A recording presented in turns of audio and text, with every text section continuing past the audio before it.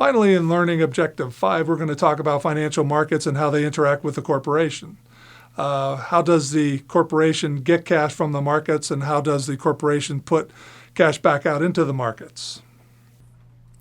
In this diagram, you see, starting with a firm issues securities. And as we said earlier, when we talk about securities, we're talking about stocks and bonds. So when the firm issues stock, they sell a portion of the company, and in return, they get some cash. When they issue a bond is an interest-only loan.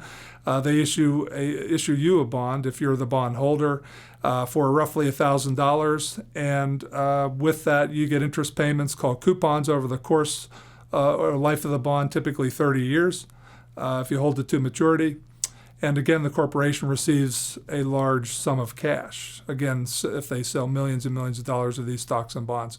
You have this cash, and you start making your fiber optic widgets, if you will. You invest the cash in assets, current assets and fixed assets. When we talk about current assets, again, we're talking about accounts receivable, inventory, prepaid assets, and again, we're going to keep a little bit of that cash for daily operations. When we talk about current liabilities, we use the cash to pay some of those liabilities. Fixed assets are a little bit further down on the balance sheet. Here we're talking about property, plant, and equipment. So we'll invest the cash that we get by issuing stocks and bonds into current assets and into our fixed assets, or PP&E.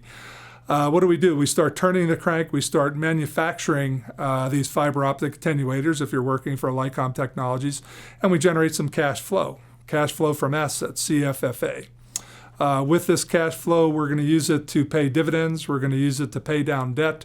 We're going to pay the government, and some of it we're going to reinvest back into the corporation. We're going to call that in a later chapter plowback.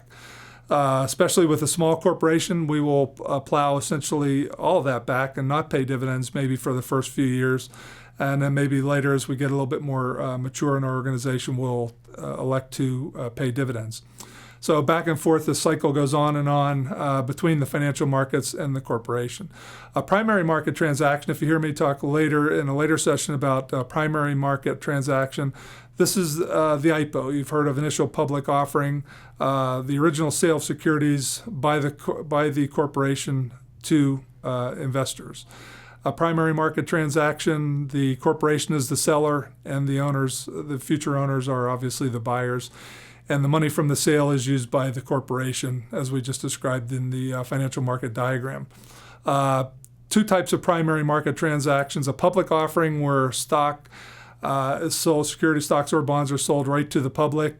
Debt or equity must be registered with the SEC in a public offering, and it can be fairly expensive, especially on the stock side. If you have an underwriting investment bank, you may pay them millions to do the underwriting of your first initial public offering of stock, say.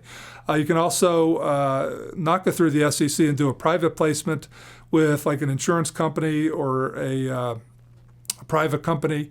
And in this case, you do not have to register with the SEC, avoids regulatory requirements and the expensive cost of the public offering. Here we're going to talk about secondary market transactions, markets where securities are bought and sold to the public after the original sale via the IPO. Now, the main markets, the key markets where we do these transactions are the NASDAQ and the New York Stock Exchange, now called NYSE ICE.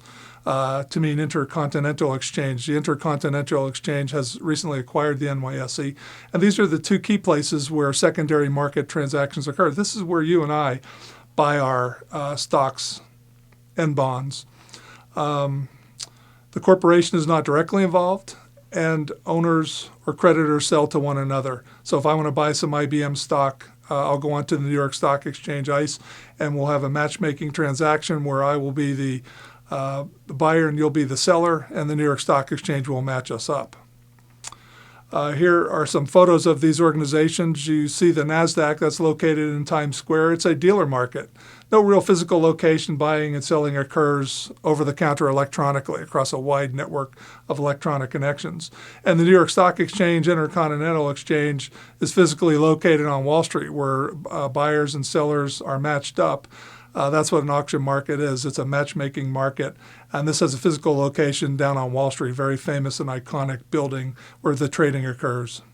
In summary, we've gone through 5 key learning objectives. First, corporate finance and the financial manager. What goes on in the organization during the day, and how does the financial manager interact with others, and what does the financial manager worry about each and every day? What are the key forms of organization that you can choose when you start your organization, your corporation, or your business? What's the overall goal of financial management? Maximize market value per share of existing stock. We talked about agency problems and who controls the corporation and who makes those key decisions. And finally, we talked about financial markets and the corporation and how these two entities interact. I hope you've enjoyed this first session of Introduction to Finance.